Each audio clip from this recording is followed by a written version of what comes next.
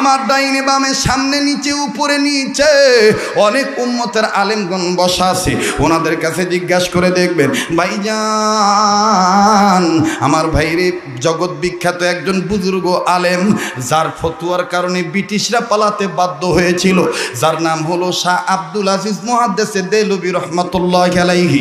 আল্লাহর ওলি হাদিস পড়াইতেছেন, খুব খেয়াল করে শুনবেন বন্ধু। আল্লাহর একজন বান্দা একই মাদ্রাসার ছাত্র দাঁড়ায় দাঁড়ায় কাঁদতেছে, হযরতের কানে কান্নার আওয়াজ আসলো। হযরত কিতাবখানা বন্ধ করে দিয়ে ডাক দিয়ে বললেন বেটা क्या हो गई, ও বেটা তোমার কি হইছে, কান্দো কেন? ছেলেটা ডাক দিয়ে বললেন হযরত জি আপনি জানেন আমার বাবা একজন কৃষক মানুষ, আমার বাবার অন্য কোনো ছেলে নাই সন্তান নাই।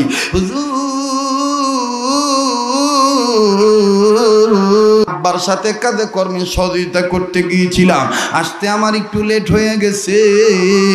হযরত ডাক দিয়ে বলে বাবা এই জন্যে কান্দাছ নাকি, এই জন্য কান্নাকাটি করা লাগে নাকি?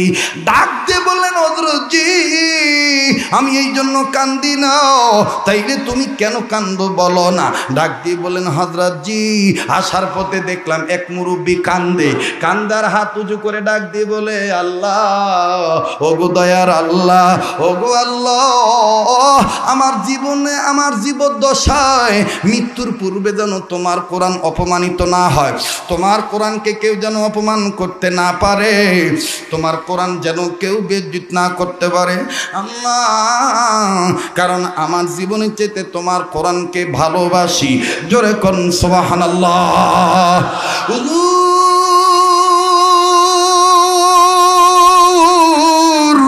আমি গোলাম। এই বক্তব্য শোনার পর আমি থমকে দাঁড়াইলাম।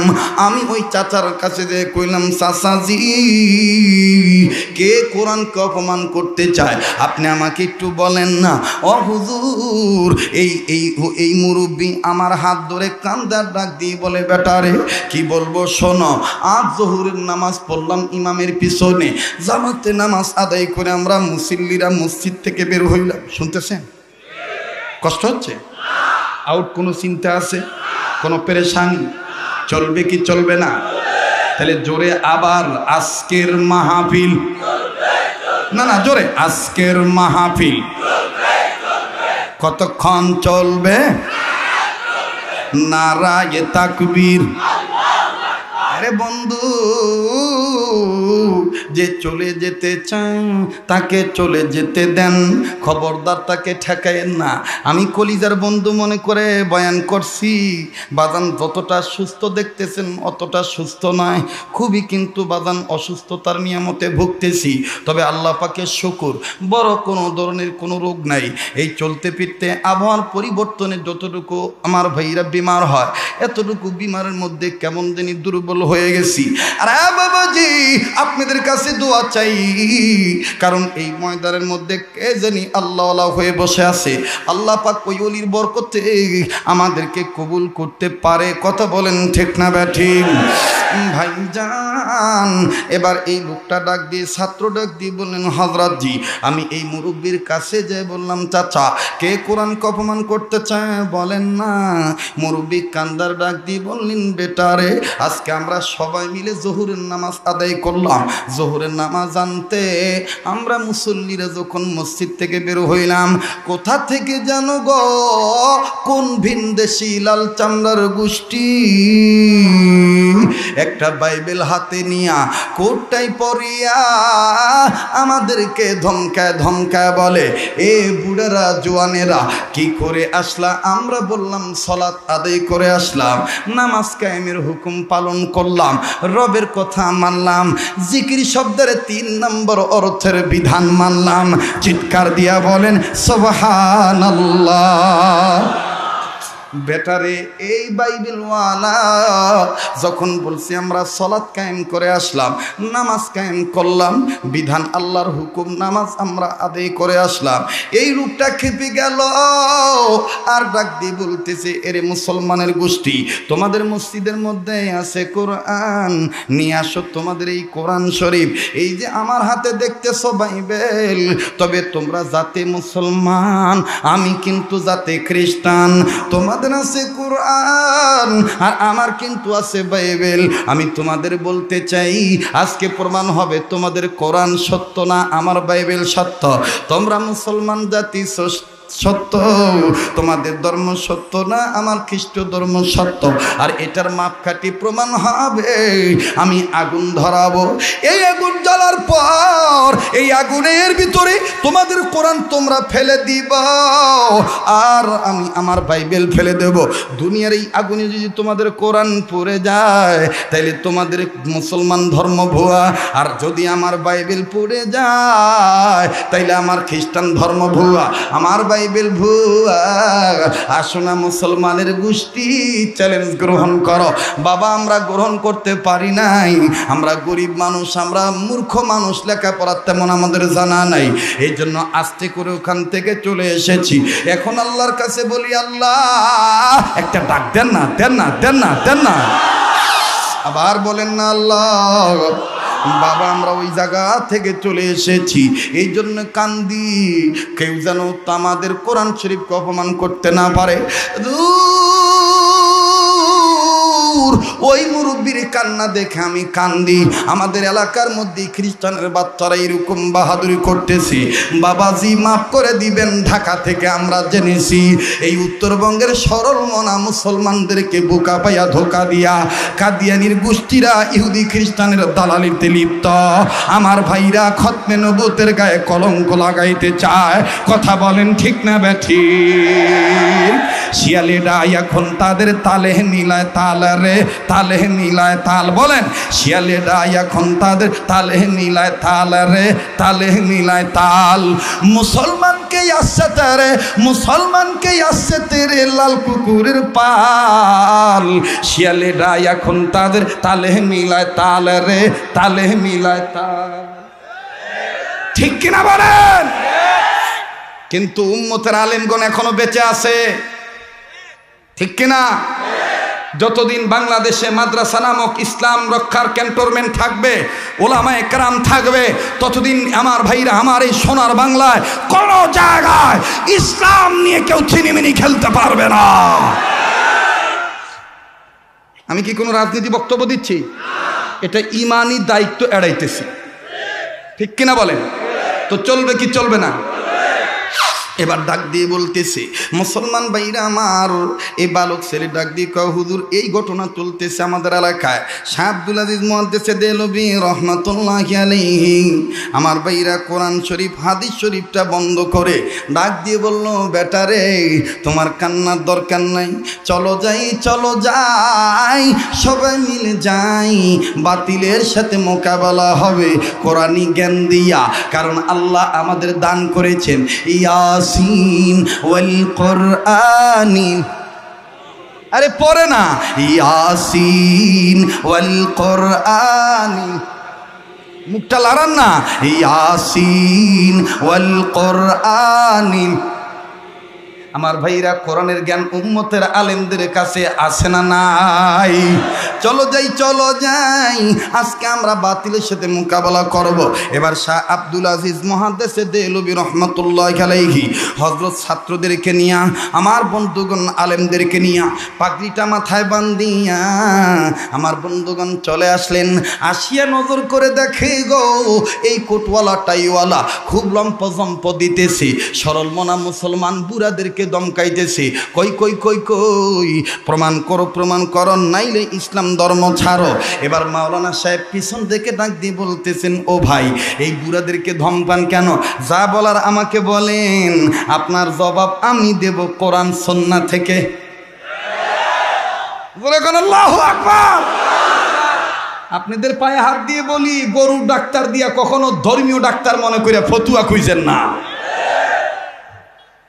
এখন তো গরুর ডাক্তারের কাছে যে ইসলামের ডাক্তার মনে করে ফতুয়া খুঁজে। আর ওনারা তখন ডাক দিয়ে বলে, ওনারা কি সুন্দর দেখবেন, ডাক দিয়ে বলে বুখারী শরীফের মধ্যে সহিহ হাদিসে পেয়েছি। ছোটি একটা কিতাব কিনছে 60 টাকা দিয়ে, কিনিয়া এখন কামেল পাস দাওরা পাস আলেমের ভুল ধরার চেষ্টা করে। আরে কথা কয় না, এরা তাদের দালাল। তারা কারা? যারা ভয়েস অফ আমেরিকার স্টাইলে দেখবেন মাঝে মাঝে আমাদের দেশে নতুন নতুন ফেতনা বাইর করে বলে, একটু গলাটা মোটা করে চেঞ্জ করে খবর বার্তা সংবাদ প্রচারের মতন বলে।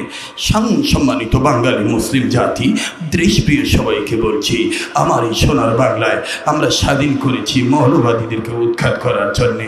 দেশটা জঙ্গিবাদীতে রূপান্তরিত হতে চাচ্ছে, কেমন জানি সব জায়গায় মাদ্রাসা বাড়তেছে। এই মাদ্রাসাগুলি ব্যাঙ্গের ছাতার মতন, অতএব এই ব্যাঙ্গের ছাতাকে দমন করতে হবে। আমরা বলতে চাই, তোমাদের এই ডায়লগ বাংলাদেশে চলবে না, এটা বাহিরের রাষ্ট্রে চলবে, এটা বাহিরের রাষ্ট্রে।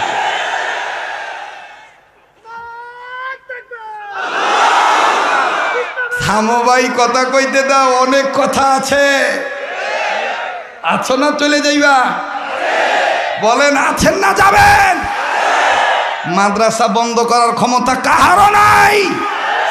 যেদিন বন্ধ হয়েই যাবে বুঝতে হবে কিয়ামতের আলামত।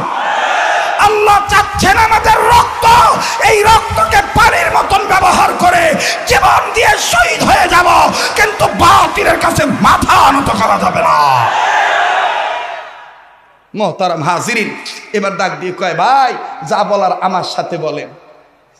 উনি এবার ঘাটটা ঘুরে দেখে হুজুর কোনা পাগড়ি মাথার দিয়েছে। ডাক দেখে, হুজুর আপনার সাথে কি বলবো? বলে যা বলার আমাকে বলেন। কয়, হুজুর আমি চাই আগুন ধরান, আগুন ধরাইলে কোরআন শরীফ ফেলে দিবেন, আমি বাইবেল ফেলে দেব। এই আগুনে যদি কোরআন পুড়ে যায় তাহলে আপনার ধর্ম ভুয়া, আর আমার বাইবেল যদি পুড়ে যায় তাহলে আমার ধর্ম ভুয়া। হুজুর কয়, এটা কোনো ব্যাপার হইল?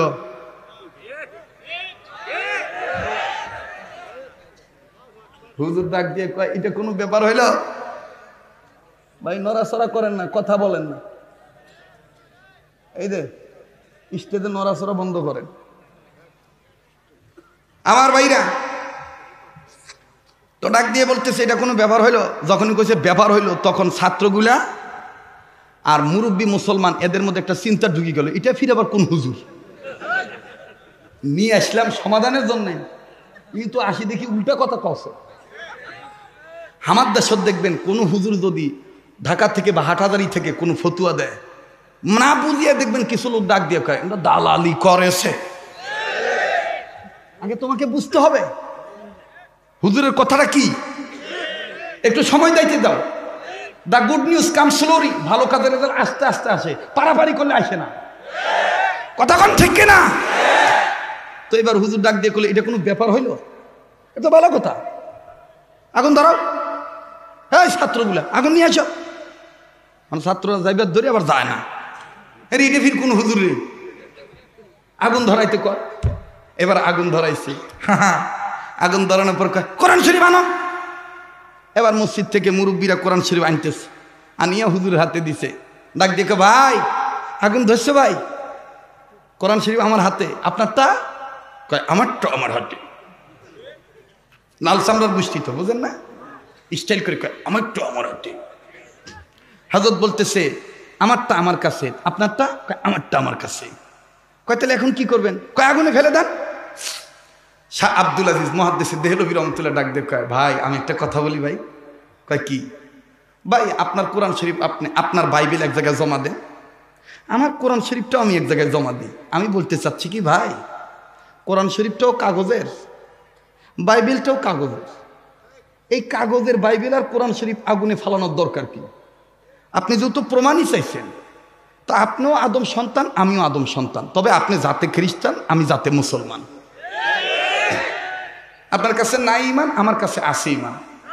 আসেন ভাই, আমি বলতে চাই কি, আপনার রক্ত লাল, আমার রক্ত লাল, কেন চিন্তা করবো বেসামাল? আসেন ভাই, আপনি আমার হাত ধরেন, আমি আপনার হাত ধরি, দুইজন মিলে জিলে আগুনে লাভ দেই। এই দুনিয়ার আগুনে যার পশম পুড়ি যাইবে, যাই পুড়ি যাবে, তার ধর্ম ভুয়া। আসেন ভাই আসেন। এখন এই দালাল কসে কি, হুজুর এটা ফির কেমন কথা হইল? ডাল মে কুছ কালা হয়, ডাল মে। কি কষ্ট হচ্ছে নাকি আপনাদের? খেলা কেবল শুরু হইল, আসেন না চলে যাবেন? যুবকরা কি কও, আসো না চলে যাইবা? কারা কারা আসো, দু হাত তুলে আল্লাহকে দেখাও। লিল্লাহি তাকবীর, হাত নামান। এই মাদ্রাসার হুজুরদের এবং মাদ্রাসার কমিটির এখলাস বড় সহি। নিয়ত ভালো বিদে আল্লাহ তাআলা বরকত দিছে, কথা কোন ঠিক কিনা? আমি চাচ্ছি যে ঠাকুরগাঁ জেলার মধ্যে এই মাহফিলটা যেন স্মরণীয় হয়ে থাকে, যে ওয়াজ শুনেছি ওই ভাইয়ের, আহা দিল থেকে বয়ান করে গেছে, মনের তৃপ্তি হয়েছে, ঠিক কিনা বলেন? ও ভাই, এটাই আমার জীবনের শেষ বয়ান হইতে পারে, এই জন্য একটু সময় চাইতেছি ভাই, কষ্ট হবে আপনাদের? আমার সম্ভবত আর একটা মাহফিল আছে রানী শঙ্কল, এই মাসের 30 তারিখ, কোথায় মানে রাত্রে না দিনে ওটা আমার মনে নাই, আপনারা যাবেন, ওখানে আমি আর একটা বিষয়ের আলোচনা শোনাবো ইনশাআল্লাহ। কবুল করুক, জোরে কোনা আমিন, আবার কোনা আমিন। এই গোটা বছরের মধ্যে ঠাকুরগাঁ জেলায় এই 2টা মাহফিল, আর মাহফিল রাখি নাই। এই 2টাতেও কত কষ্ট করে দিছি, আরে বাপরে বাপ। অনেকে মনে করছেন ঠাকুরগাঁর প্রতি আমি রাগ করছি, না ভাই রাগ করি নাই ভাই। কে চায় বউ সবা থুইয়া দূরে আসবেন? কাশত যদি গরম ভাত থাকে, কায় চায় দূরত যায় ঠান্ডা ভাত খাইতে?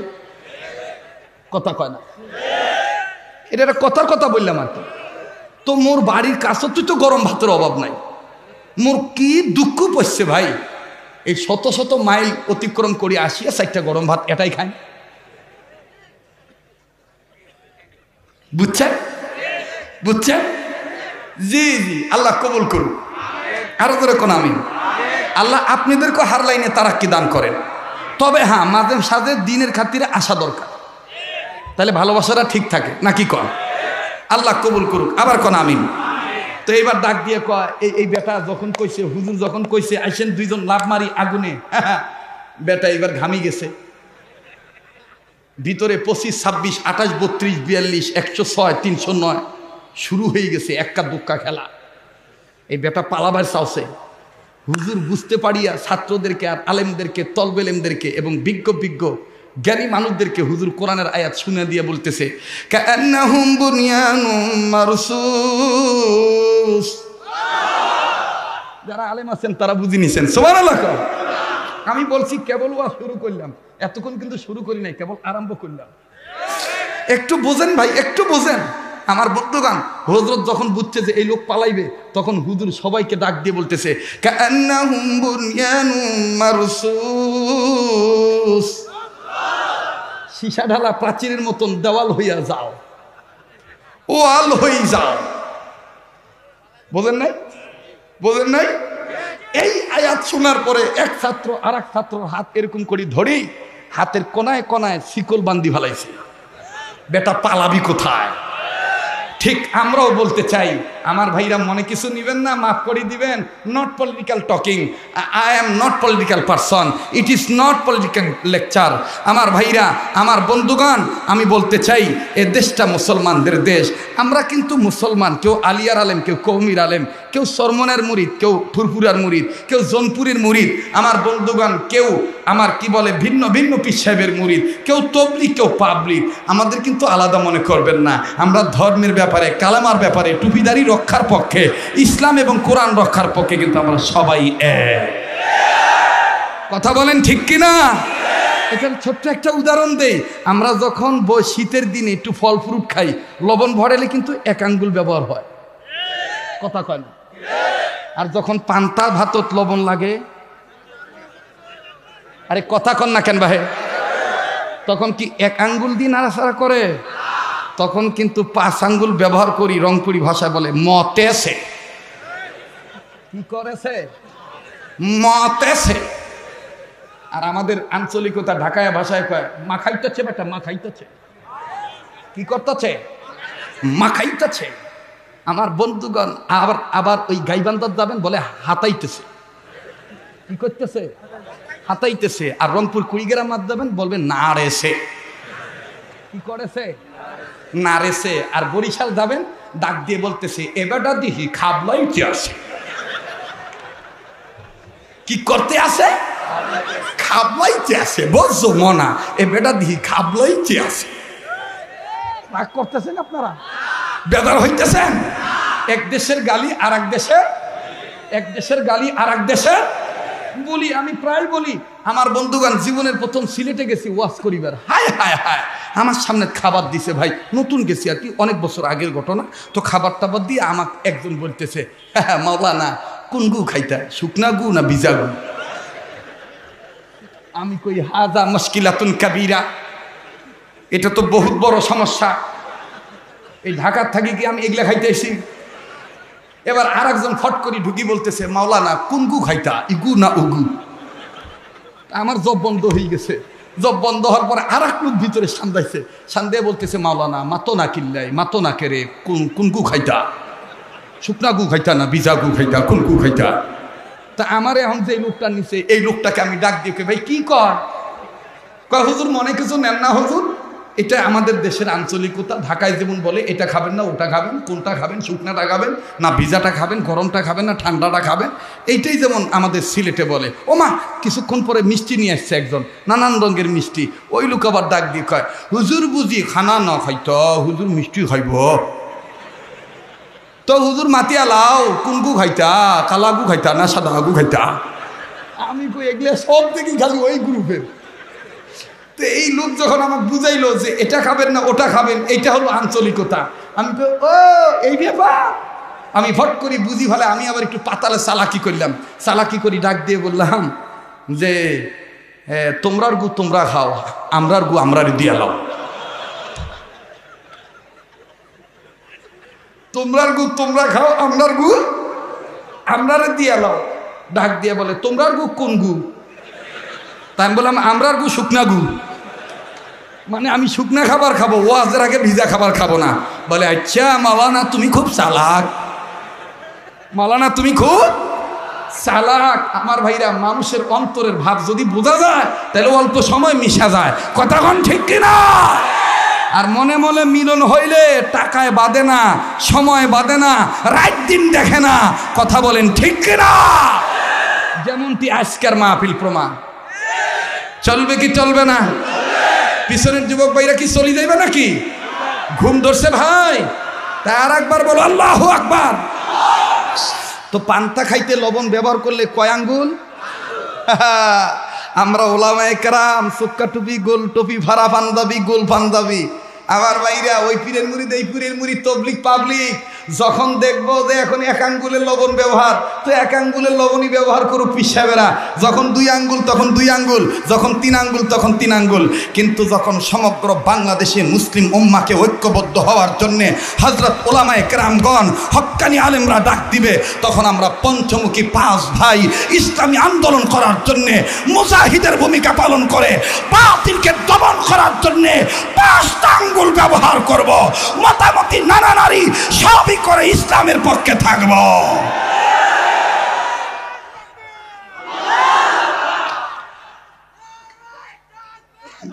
বস বেটা বস, রাত বহুত বাজে, এত রাত আর গরম করিস না, বহুত হয়েছে, ঠিক আছে না?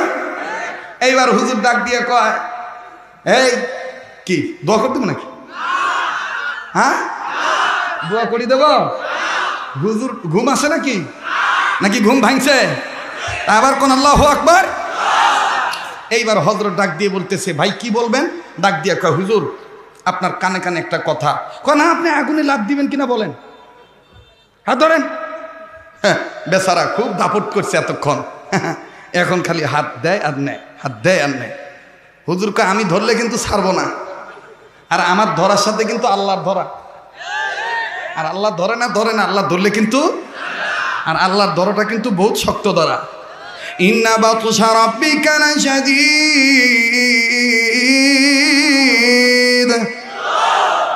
আল্লাহর ধরা শক্ত ধরা।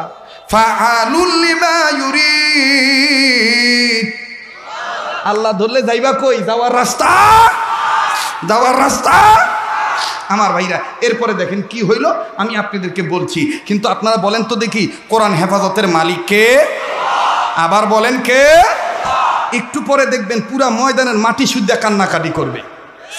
এই যে আমি আসতেছি, তবে ওই কথাটা কিন্তু আমি মান্যবর আজকের এই সভাপতি সাহেবের কাছে জমা রাখলাম। আবার আপনার কাছে ঘুরত নিমো, কিন্তু আবার আপনি আমার এই কথা নিয়ে পালান না। আপনি সভাপতি, কথাগণ ঠিক কিনা? আজকের মূল হলো সভাপতি সাহেবের অনুমতি ক্রমে আবার আমি এই কথাটা বলবো, মাত্র 5-10 মিনিট, একটু ধৈর্য ধরেন আমার বন্ধুগণ। তাহলে বলেন তো, কোরআন নাজিল করছেন কে? কোরআন হেফাজতের মালিক কে? আমার বাইরে এই কোরআন বেটা বেটিকে শিখাইলে, আপনি মা বাপ মারা গেলে কবরে আপনাকে হেফাজত করবে কে? যারা কোরআনকে বিশ্বাস করেন তারা শোনেন, মুসলমান ভাই রে,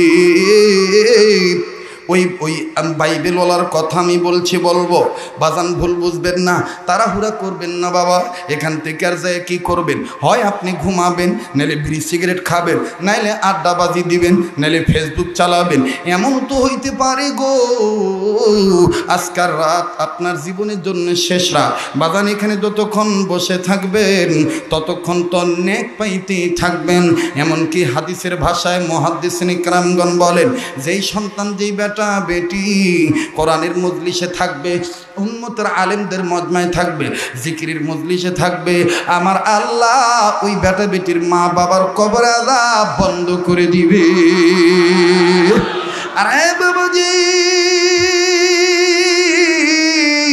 নিজের ছেলে মেয়েকে আমার বন্ধুগণ দেখেন কোরআন শরীফ শিখাইলে, আলিফ লাম মিম শিখাইলে, আপনি যদি মারাও যান কবরে আল্লাহ পাক আপনাকে হেফাজত করবে। কেমন করে হেফাজত করে রে বন্ধু, একটু এদিক সেদিক নজর নাই।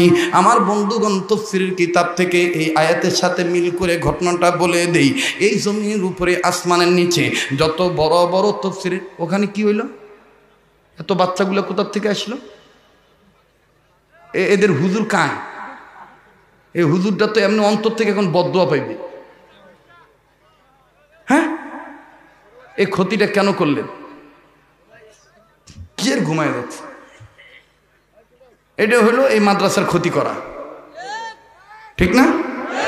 আপনার ছাওয়াগুলো ধরিয়ে আসছেন তো বাইরত বসিবেন, বিরত আর কেউ থাকলে তাড়াতাড়ি ছোট, তাড়াতাড়ি তাড়াতাড়ি। এগুলার গাই গরু কায়? এই বাছুরগুলার গাই কে? ওটা তো গাই নয়, বলদ। ও কোনোদিন আডিয়া হইতে পারে না, বলদ। না না, সেটা লিখে দেওয়া না একটু, যে এরা সন্ধ্যার সময় আসছে, পিটত লিখে দেওয়া লাগবে, তাহলে এই বদগুমানও জায়েজ না, ঠিক কিনা বলেন? এই যে একটা খেয়াল নষ্ট হয়ে গেল, এর জন্য দায়ী কে? দায়ী কিন্তু এই কর্তৃপক্ষ, ঠিক না? এই জন্য আমার আগে থেকে হিসাব করে বসা দরকার, যেন কারো কোনো ব্যাঘাত না ঘটে। আল্লাহ তাআলা আমাদেরকে সহি বুঝদান করেন। আর এই মাসুম বাচ্চারা যে এতক্ষণ বসেছিল, আল্লাহ তাআলা আগামী প্রজন্মের বড় বড় আল্লাহওয়ালা আলেম বানায় দেন, আল্লাহওয়ালা হাফেজ বানায় দেন। আবার বলেন আমিন। এবার জোরে আওয়াজ দিয়ে বলেন আল্লাহু আকবার। বাজানরে আর কোনো নড়াচড়া নাই, খুব খেয়াল করে শুনবেন বাবা। আমি কিন্তু ধৈর্য হারাই নেই, আপনারও ধৈর্য হারায়েন না। আরে বাবাজি, এই জমিনের উপরে সবচাইতে বড় তাফসীরে কিতাবের নাম হলো তাফসীরে কাবির। এই তাফসীরে কাবিরের মুসান্নিফ মাওলানা ফখরুদ্দিন রাজি রহমতুল্লাহি আলাইহি হযরত তার তাফসীরে কাবির মধ্যে লেখেন, আল্লাহর একজন পয়গম্বর আল্লাহ পাকের নির্দেশে নিজে নিজের কর্ম করার জন্য যাচ্ছে। কান লাগান বাজান, দিলের কান লাগান, খুব খেয়াল করে শুনেন বাবা। এই পয়গম্বর যখন নিজের কর্ম করার জন্য নিজে যাচ্ছেন রে বাবা, প্রতিমধ্যে নজর করে দেখলেন একটা কবর দেখা যায়। এই কবরের মধ্যে ভয়ঙ্কর আযাব হয়। আমার বাইরে কবর থেকে কেমন জানি আগুনের অগ্নি হানলে নিহান শিখা দাউ দাউ করে উপরে দিকে উঠতেছে, আর কবরের মধ্যে ভয়ঙ্কর সাপ আর বিচ্ছু দেখা যাইতেছে। আর বাবাজি, এই পয়গম্বর বুঝতে পারলেনি কবরের মধ্যে ভয়ঙ্কর আযাব হইতেছে। পয়গম্বর কাউকে কিচ্ছু বললেন না, নিজের কর্মের দিকে নিজে চলে গেলেন না বাবা। নিজের কর্ম যখন নিজের শেষ হয়ে গেল, ভাইজান আমার বন্ধুগণ, এই পয়গম্বর কর্ম শেষ করার পরে আবার ওই রাস্তা দিয়ে যখন আসতেছেন, এবার আসার সময় এই পয়গম্বর সিদ্ধান্ত নিলেন, আমি এই কবরটা আবার দেখব, এই কবরওয়ালা কেমন আছে আমি আবার দেখব। এবার বাজান পয়গম্বর কবরওয়ালার দিকে নজর দিল। কবরটার দিকে যখন নজর দিল, নজর দিয়া দেখতেছি একটু আগে যে কবরে আযাব ছিল, এখন আর এই কবরে কোনো আযাব নাই। কবরওয়ালা জান্নাতের বিছানায় ঘুমায়। আওয়াজ দিয়ে বলেন না সুবহানাল্লাহ, ডাক দিয়ে বলেন আল্লাহ। একটু আগে যে কবরে আযাব ছিল, এখন দেখি কবরে কোনো আযাব নাই। মাবুদ গো, তোমার দরবারে জানবার চাই এই কবরওয়ালাকে তুমি কোন কাজের উসিলা মাফ করে দিয়েছো। আল্লাহ ডাক দিয়ে বললেন, পয়গম্বর শোনো শোনো, এই কবরওয়ালাকে আমি কেন মাফ করে দিলাম, এই কবরওয়ালাকে কেন আমি আযাব থেকে মাফ করে জান্নাত দিয়ে দিলাম। শোনো রে পয়গম্বর, এই কবরওয়ালা গুনাহ করিয়ে কবরে আসছে, কিন্তু এই কবরওয়ালা একটা সন্তান রেখে আসছে দুনিয়ায়। এতদিন এই সন্তানটা কথা বলা শিখে নাই, ইদানিং কথা বলা শিখেছে। পর তার মা তাকে নিয়ে মাদ্রাসায় ভর্তি করে দিয়েছে। মাদ্রাসায় ভর্তি হওয়ার পর এই বাচ্চাটার বড় হুজুর জীবনের প্রথম একটা সবক তারে পড়াইলো। আর এই বাচ্চাটা জীবনের প্রথম সবক পড়তে যাইয়া আমি আল্লাহর দুইটা নাম ধরে ডাক দিল। আর এই দুইটা নাম ধরে ডাকার সাথে সাথেই আমি আল্লাহর আরশে পাক খুশি হইয়া গেল। আমার আরশে পাক যখন খুশি হইয়া গেল, আমি আল্লাহ এই বাচ্চাটাকে উসিলা করে তার বাবাকে মাফ করে দিয়া জান্নাতি বানায় দিলাম। পয়গম্বর ডাক দিয়ে বললেন, আল্লাহ এই সবকটা কোন সবক এটা বলে। আর পয়গম্বর কান্দে। আল্লাহ ডাক দিয়ে বলে, পয়গম্বর আমি তোমায় এই সবকটা বলছি, তবে তুমি কান্দো কেন? তোমার দিলের খবর কিন্তু আমি জানি। তারপরও আমি আল্লাহ জানবার চাই তুমি কান্দো কেন, বলো না। পয়গম্বর ডাক দিয়ে বললেন, আল্লাহ আমি কান্দি এই ছেলেটার জন্যে। এই ছেলেটা কত বড় ভাগ্যবান,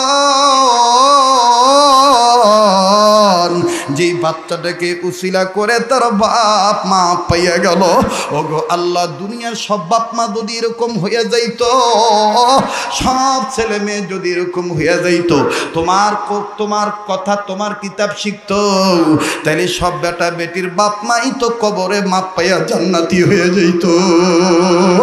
আরে বন্ধু, একটু ফিকিরমান হইয়া যান, একটু চিন্তা করে দেখেন আমি আপনি এরকম বেটা বেটি হইলাম কিনা। আমার আপনার কারণে আমার আপনার মা বাপ কবরে জান্নাতি না জাহান্নামী, শান্তি পাইতেছে না অশান্তিতে আছে। বাইরে কেমন বাপ মার বেটা বেটি হইলাম, একটু কান্নাকাটি করা যায় না? বাজান, দুনিয়ায় যার বাবা নাই তার মতন কিন্তু বড় দুঃখের কেউ নাই। কথা বলেন ঠিক না বেঠি? দুনিয়ায় যার মা নাই তার মতন বাজান রে বড় অভাবী কিন্তু আর কেউ নাই। ভাইজান, একটা কথা সত্য কথা কপালে লিখে নেন আমার ভাইরে। আলেমদের ভাষা আরবি একটা প্রবাদ আছে, কামা তাদিন তুদানো, যেমন কর্ম তেমন ফল। আজ যদি আমি আপনি মা বাবার নামে দোয়া না করে চলে যাই, আজ যদি মা বাবার নামে কান্নাকাটি না করি, আপনি কপালে লিখে নেন আপনার বেটা বেটিও কিন্তু আমার আপনার বেটা বেটিও কিন্তু দোয়া না করে পালায়া যাবে। কথা কন ঠিক না বেঠি? আরে বাবা, যেমন কর্ম তেমন ফল। কেমন বাপ মার বেটা বেটি হইলাম, একটু মা বাবার জন্য কান্নাকাটি করা যায় না? ভাইজান, আমি জানি না এই ময়দানে কার মা নাই, এই ময়দানে কার জানি বাবা নাই। বাজান রে, এই দুনিয়ায় যার বাবা নাই তার মতন বড় অভাবী আর কেউ নাই। এই দুনিয়ায় যার মা নাই তার মতন বড় দুঃখের কেউ নেই রে বাবা। এই ময়দানে কে জানি মা হারায় বইছেন, কে জানি বাবা হারায় বইছেন। কার মা বাপ জানি কান্দার ডাক দিয়ে বলে কবর থেকে, বলে বেটা রে, মা পিলে গেলি আমাদের জন্য একটু দোয়া করলি না, একটু কান্নাকাটি করলি না? ভাইরে, আমি আপনাদেরকে 1 মিনিটে বলতে চাই, আজকে আমার আপনার মা বাপ বেঁচে আছে বিদায় মা বাবার খেদমত করি না, মা বাবার খোঁজ খবর রাখি না। আরে বন্ধু, কিন্তু যেই ভাইয়াটার, যেই আপুটার বাবা নাই, যেই আপুটার মা নাই, এই মা হারা বাপ হারা ভাই বোনের কাছে যাইয়া দেখেন এদের অন্তরে মা বাপ হারানো কি দুঃখ লালন পালন করে ধরে রাখছে। আমার ভাইরা, আমি 1 মিনিটের মাধ্যমে এই কথাটা বলে আপনাদেরকে শুনাই দিই, দেখেন তো দেখি দিলটা নরম হয় কিনা। অনুরোধ করব ঠাকুরগার ভাইরা, পঞ্চগড়ের বাবারা, আল্লাহর হস্তে কেউ আর উঠাউটি করবেন না। আমি দেখতে পাইতেছি যেদিকে তাকাই সেদিকে খালি নূর আর নূর দেখতে পাই। আজকের মাহফিলে দোয়া কবুল হইয়া যাবে। বাজান রে কোনো দিকে কোনো নজর নাই। দেখেন বাজান, বাপদার দুনিয়া নাই, তার মতন বড় অভাবী আর কেউ নেই। আমি আমার মাদ্রাসার কথাটাই বলে দিয়া যাই, আসরে নামাজের পর বারান্দায় দাঁড়াইয়া আমি বাচ্চাদের খেলা দেখতেছি, আপন মাদ্রাসার ছাত্রদের খেলা দেখতেছি, বড় ভালো লাগতেছে দৃশ্যটা। খুব খেয়াল করে শুনেন বাবা। আর বন্ধু, হঠাৎ করে নজরে ধরা পড়ল এক ছাত্রীর বাবা গার্জিয়ান হইয়া, অভিভাবক হইয়া কয়েকটা বিস্কিটের প্যাকেট নিয়ে, ফল ফ্রুটের প্যাকেট নিয়ে মেন গেটের কাছে দাঁড়ায় আছে ছেলের সাথে সাক্ষাৎ করার জন্য। ওদের আগ্রহ নিয়ে অপেক্ষামান হয়ে আছে। আরে বাবাজি, বেটা বাপকে দেখার আগে, বাপ বেটাকে দেখার আগেই বেটা বাপকে দেখে ফেলেছে। এই সন্তানটা বাপকে দেখার সাথে সাথে আমার বন্ধুগণ খেলাধুলা বাদ দিয়া নিজের অঙ্গ প্রত্যঙ্গ থেকে ধুলাবালি ঝরে। আমার বন্ধুগণ ঘামে কিন্তু গেঞ্জিটা ভিজে গেছে।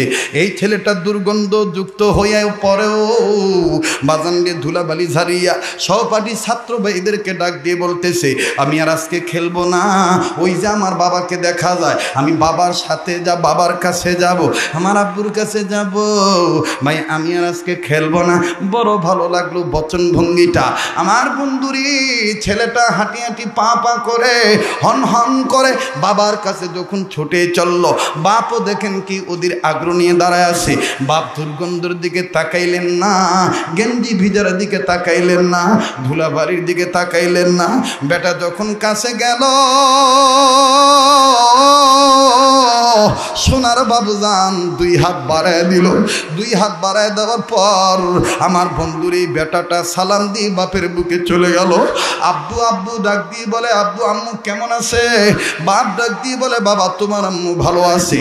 বাজান বাপ এই বলে ছেলেকে চুমা দেয়, ছেলেও বাজান আব্বুর কপালে চুমা দেয়। কিন্তু বাজান এই দৃশ্যটা বড় ভালো দৃশ্য। কিন্তু বাজান কয়েক সেকেন্ডের মধ্যে আর একটা করুণ দৃশ্য আমার নজরে ধরা পড়ল। কয়েক সেকেন্ড যাইতে না যাইতে ওই একই মাদ্রাসার ছাত্র, আমার মাদ্রাসার ছাত্র বাবাজি, আর একটা ছাত্র বড় ভারাক্রান্ত মন নিয়া হাঁটি হাঁটি পা পা করে আমার একটু কাছে এসে বারান্দার গ্রিল ধইরা দাঁড়াইলো। ওই বাপের আদর করা দৃশ্য দেখে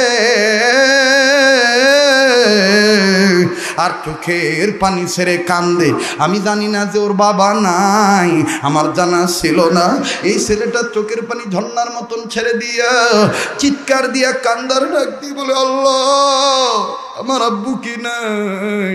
আমার আব্বু কি কোনোদিন আর আমার আব্বু বলে চুমু দিবে না? আমি ডাক দিয়ে বললাম, বেটারে তুমি কেন কান্দো? তোমার কি বাবা নাই?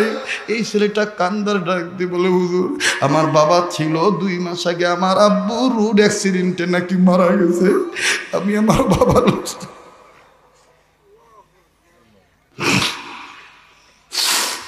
বাবার লাশটাও দেখি নাই। আমি আমার আব্বার লাশটাও দেখি নেই। আজকে এই ভাইয়ার আব্বুর আদর দেখে আমার আব্বুর কথা মনে হয়ে গেল। আমার আব্বাও তো আমাকে এইভাবে আব্বু বলে চুমু দিত, আমার জন্য ফল ফ্রুট বিস্কিট নিয়ে আসতো। হুজুর আমার আব্বা কি আর কোনোদিন আসবে না? আরে বন্ধু, সেদিনই প্রথা ছিল, সেদিন বুঝে আসলো আহারে যার বাবা নাই তার মতন বড় অভাবী আর কেউ নেই। আবার যার মা নাই তার মতন বড় এতিম অসহায় দুঃখী আর কেউ নাই। বাজান আমি জানি না এই ময়দানে কার মা নাই। দেখেন না এক ফোঁটা চোখের পানি পড়ে কিনা। বাজানো বারবার বলতেছি কান্নার জন্যে, কান্না না আসলো কান্নার অভিনয় করেন। আমার বন্ধুরে কান্নার অভিনয় করলো, আল্লাহ মাফ করিয়ে দিবে। এ বাজান জীবনের শেষ বয়ান হইতে পারে, জানি না কার মা নাই কার বাবা নাই।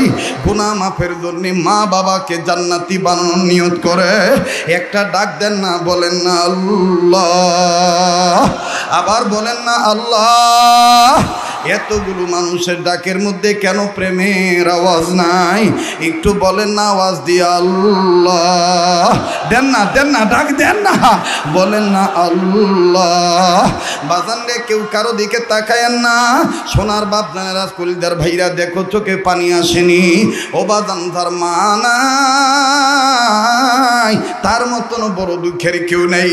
বাজান রে আমি আর 2-1 মিনিটে আর একটা করুণ চিত্র বলে দেই। বাজান রে আজকে কোন মায়েরে তুমি বুড়ি বলো, কোন মায়েরে তুমি গালি দাও, কোন মায়েরে তুমি ঘর থেকে বের করে দাও। বাজান একটু দিলের কান লাগা কথাটা শোনো। আজ থেকে 8-9 বছর আগের ঘটনা।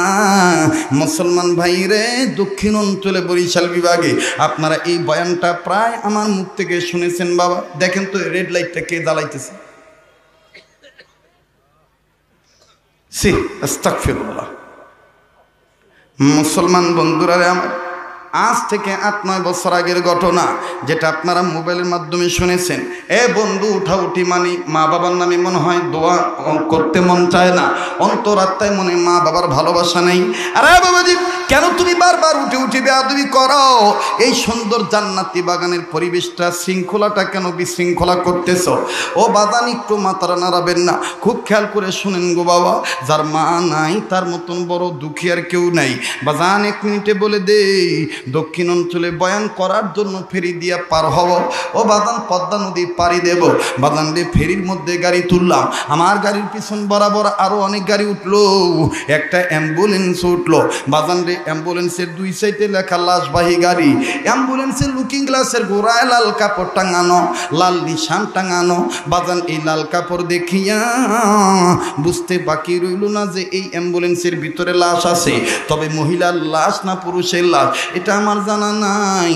বাজান রে মৃত ব্যক্তির নামে দোয়া করে আমি আমার গাড়িতে উঠে গেলাম।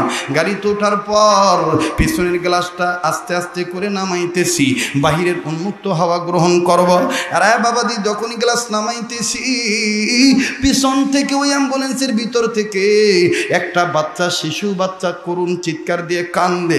যেই কান্নাটার আওয়াজে আমার হৃদয়ে রেখাপাত করেছে, আমি নিজেকে নিজে ঠিক রাখতে পারিনি।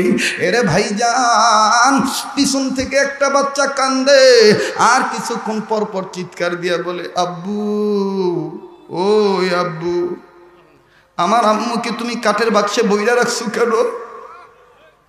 আমি আমার আম্মুর কাছে যাব, আমি আমার আম্মুর দুধু খাবো। আব্বু,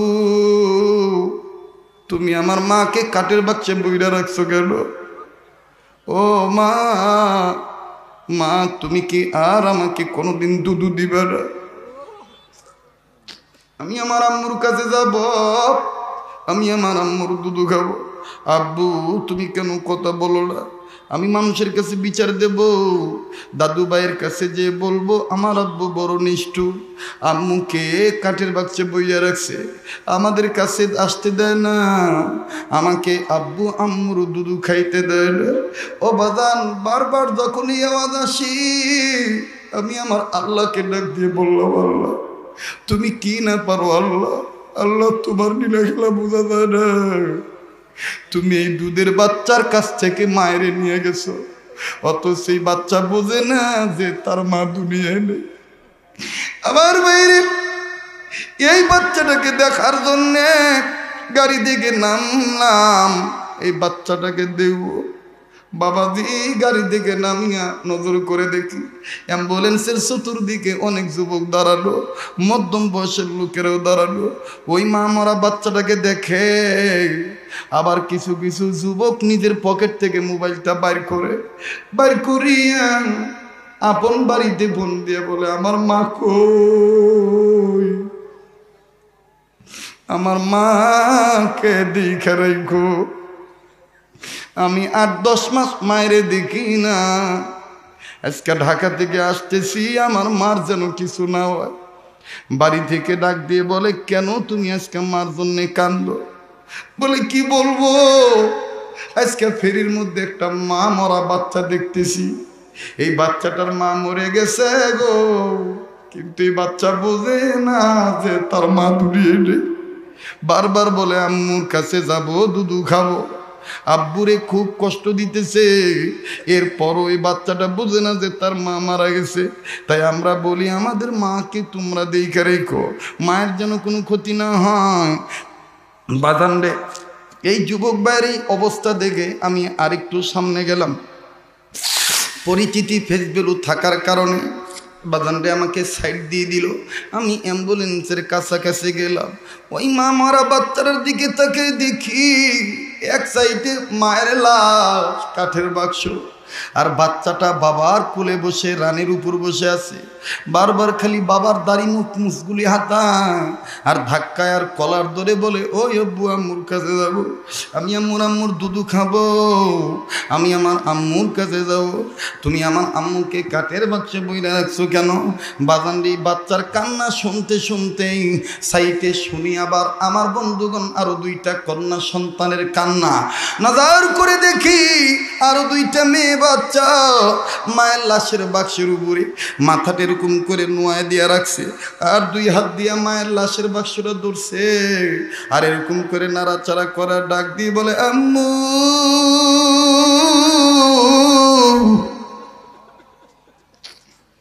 তুমি কি আর আমাদের মাথার চুর আশ্রয় দিবা না? তুমি কি আর আমাদের সাথে কথা বলবা না? ভাইয়াকে কি আর দুধু খাওয়াইবা না? ও আম্মু, আম্মুরা মরিয়া গেলি কি মেয়েদের সাথে কথা বলতে পারে না? আমি আমার আল্লাহকে ডাক দিয়ে বললাম, আল্লাহ, তিনটা বাচ্চার একটা বাচ্চাও বুঝতেছে না যে তাদের মা মরে গেছে, আর কোনোদিন তাদের মা তাদের সাথে কথা বলবে না। আরে বাবাজি, এইটা ভাবতে ভাবতেই হঠাৎ করে আমার বন্ধুগণ ওই ছেলেটা বাবার কোলে বসে আবার যখন বলল আম্মুর কাছে যাবো, দুধু খাবো, এই বাপ ছেলেটার কথায় বিরক্ত না হইয়া সান্ত্বনা দিয়া বুকের সাথে মাথাটা জড়ায় ধরে ডাক দিয়ে বলে, বেটা রে, তোর আম্মু নাই, তোর আম্মু মরে গেছে, আর কোনোদিন তোরে দুধু দিবে না। এই কথাটা বাপ বলা মাত্রই ছেলেটা খেপে গেল। কয়েকটা দাঁত দেখতে পাইলাম। যখনই বলছে তোর মা নাই, তোর আম্মু মরে গেছে, তখনই বাচ্চাটা রাগ হইয়া কসমস করে বাপের কামড় দিয়া ধরল। এত জোরে হাতের চামড়া কামড়ায় ধরল, বাদান ভালো করে খেয়াল করে দেখি বাপের বিভিন্ন জায়গায় চামড়া লাল হয়ে গেছে, বিভিন্ন জায়গায় গোস্ত কালো হয়ে গেছে, রক্ত কালো হয়ে গেছে, কানের কাছে ঘাড়ের কাছে কামড়ের দাগ, বিভিন্ন জায়গায় বাপের জামা ছেঁড়া, ও বাজান বিভিন্ন জায়গায় খামচির দাগ। নজর করে দেখি নাক থেকে রক্তের ফোঁটা জিরজিরে পড়তেছে। তার মানে বেটা যখন নাকে মুখের মধ্যে আঙ্গুল ঢুকায় সারা দিছে, বাপটার আমার বাইরে নাক ফেরে গেছে, মুখে ঠোঁট ফেটে গেছে, রক্ত পড়তেছে। আরে বন্ধু, এইবার যখন এই ছেলেটা জোরে কষায়া কামড় দিয়া আমার বন্ধুরে খামচি করিয়া ডাক দিয়ে বলে, তুমি মিথ্যা কথা বলো, আমার মা মরে নাই, আমার মাকে তুমি কাঠের বাক্সে বইরা রাখছো।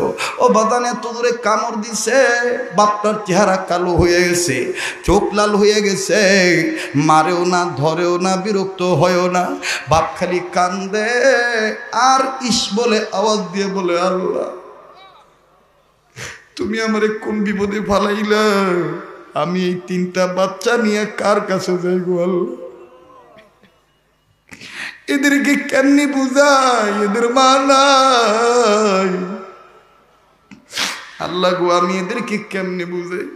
আমি একবারে বললাম, ভাই রে, আপনার ছেলে মেয়ের আচরণে বিরক্ত হয়েন না, এরা বুঝে নাই এদের মা নাই। এই কথা বলা মাত্রই লোকটার কান্নার আওয়াজ বেড়ে গেল। লোকটা শিশু বাচ্চার মতন জোরে জোরে কান্দে, আর বাচ্চাটার মুখ থেকে নিজের হাতের চামড়াটা ছুটাইয়া হাতের কাপড় তুলিয়া ডাক দিয়া কয়, হুজুর গো, এই দেখেন আর কত সহ্য করা যায়, কালকে থেকে আমারে কামড়ানো শুরু করছে, যখনই বলি তোর মা নাই তখনই আমার এইভাবে কামড় দেয়, হুজুর আর কত সহ্য করা যায়? বাইরে এই লোকটা বলতে বলতে শিশু বাচ্চার মতন দুই হাত জোর করে বলে, হুজুর আপনারা আলেম মানুষ, আপনাদের কাছে একটা দোয়া চাই, আপনারা দোয়া করবেন আল্লাহ যেন কোনোদিন কোনো বেটা বেটির কাছে থেকে বাপের আগে মায়ের যেন না নিয়ে যায়।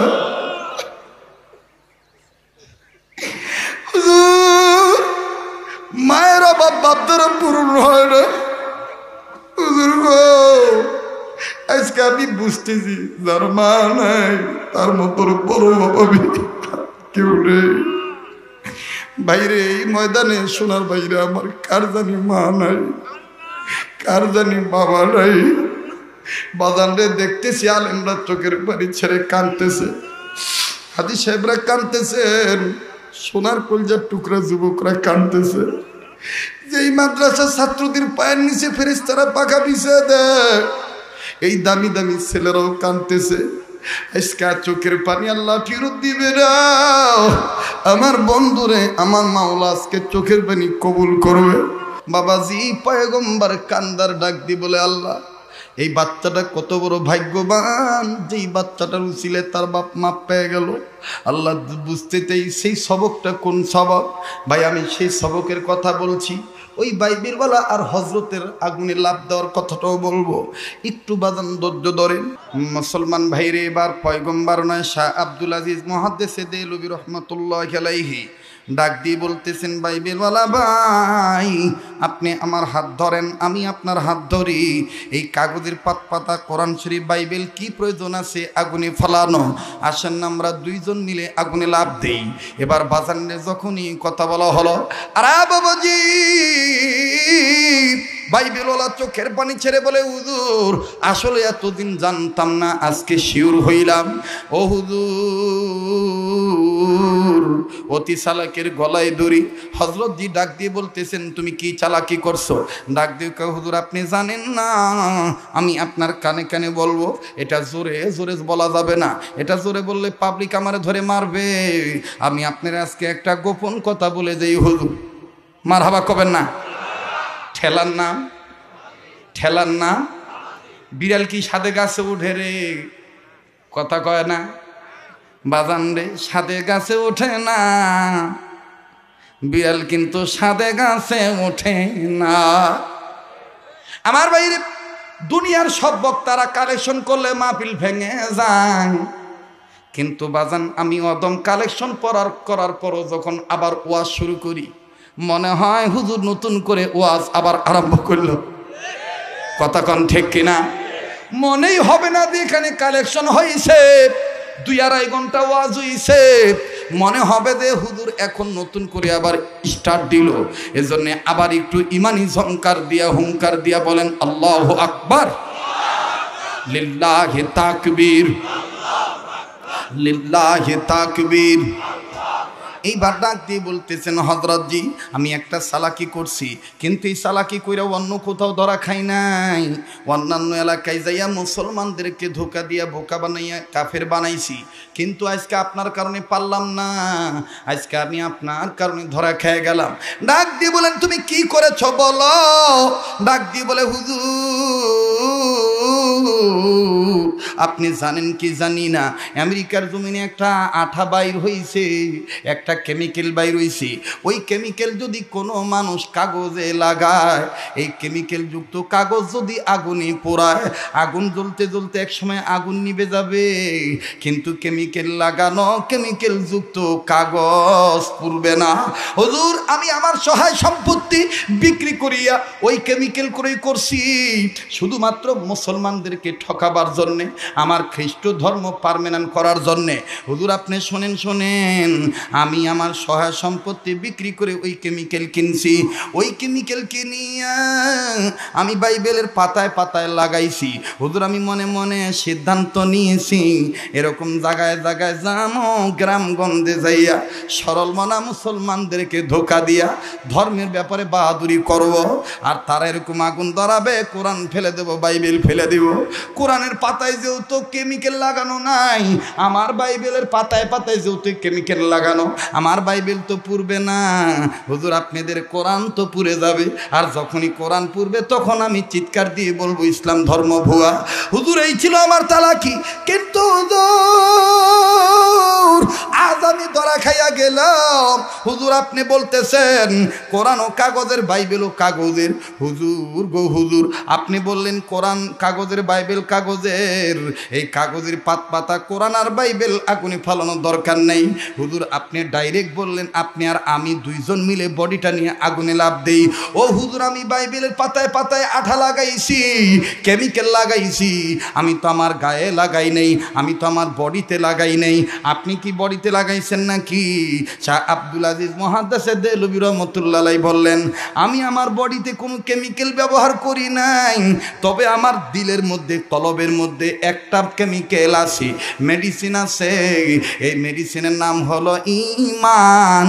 যেই ঈমান মজবুত হওয়ার কারণে আমাদের বাবা ইব্রাহিম খলিলুল্লাহকে নমরুদ তার আগুনের মধ্যে ফালাইছিল, আর আমার দয়ার আল্লাহ ওই ঈমানের বলে বলিয়ান থাকার কারণে ইব্রাহিম খলিলুল্লাহকে নমরুদের অগ্নিকুণ্ডকে ফুল বাগিচা বানায় দিছে। সেই ঈমান নামক সম্পদ নিয়া আমি বলেছি তোমায় ধরি আগুনে লাভ দিব, যার প্রতি ঈমান এনেছি তার দেওয়া তার দান করা কোরআন তুই সিনার মধ্যে আছে। আল্লাহ বলেন, ইন্না নাহনু নাযালনা যিকরা ওয়া ইন্না লাহু লাহাফিজুন। কোরআন নাজিল করছি আমি আল্লাহ, হেফাজত করব আমি আল্লাহ। আর নাদানের জাহেলের মূর্খ বাইবেল ওয়ালা শোন, আমার সিনার মধ্যে কোরআন আছে, আমি বিশ্বাস করি ঈমান আছে, কোরআন আছে, আমি মুসলমানের বাচ্চাকে আল্লাহ আগুনে পোড়াইয়া মারবে না। লিল্লাহে তাকবীর। এবার বাইবেলওয়ালা ডাক দিয়ে কয়, হযরত আমার ভুল হয়ে গেছে, আমারে মাফ করে দেন, আমি তওবা করলাম, জীবনে আর কোনোদিন এই মাতব্বরি করব না।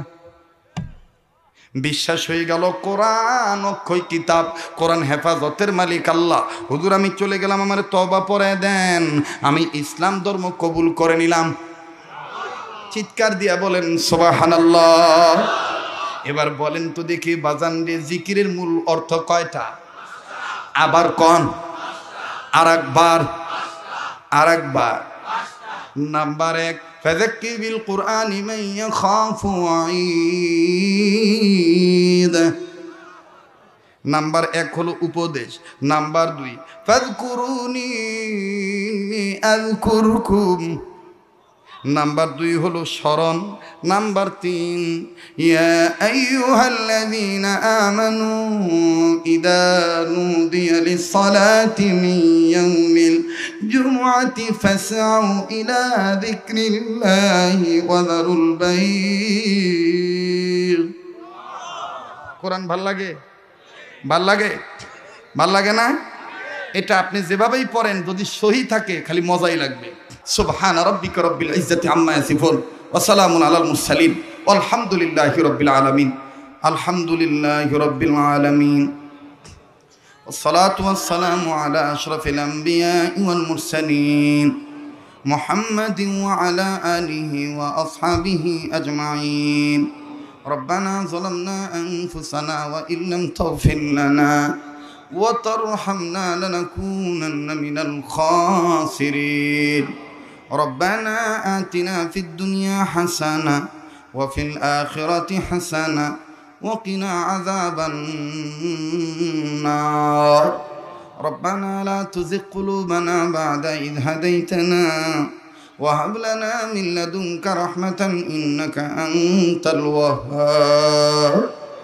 ربنا ولا تحملنا ما لا طاقة لنا به واعف عنا واغفر لنا وارحمنا أنت مولانا فانصرنا على القوم الكافرين. ربنا هب لنا من أزواجنا وذرياتنا قرة أعين واجعلنا للمتقين إماما. يا حي يا قيوم برحمتك أستغيث. يا حي يا قيوم برحمتك أستغيث. يا حي يا قيوم برحمتك أستغيث. اللهم إني أعوذ بك من البرص والجنون والجذام ومن سيء الأسقام. اللهم صل على سيدنا ومولانا محمد وعلى آل سيدنا ومولانا محمد صلاة تنجينا بها من جميع الأهوال والآفات وتقضي لنا بها جميع الحاجات وتطهرنا بها من جميع السيئات وترفعنا بها عندك أعلى الدرجات.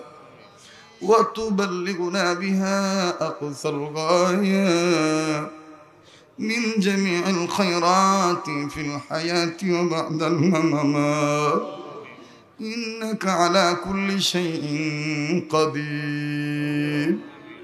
اللهم أجرني من النار يا عزيز يا غفار، يا كريم يا ستار، يا رحيم يا جبار، يا خالق يا بر.